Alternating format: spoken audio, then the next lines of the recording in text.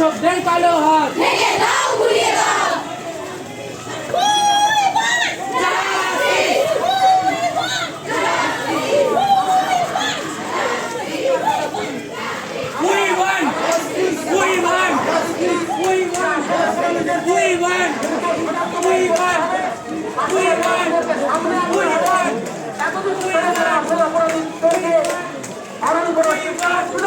তাদের সবাইকে আইনের আওতায় আনতে হবে এবং কঠোর দৃষ্টান্তমূলক শাস্তি তাদেরকেও দিতে হবে।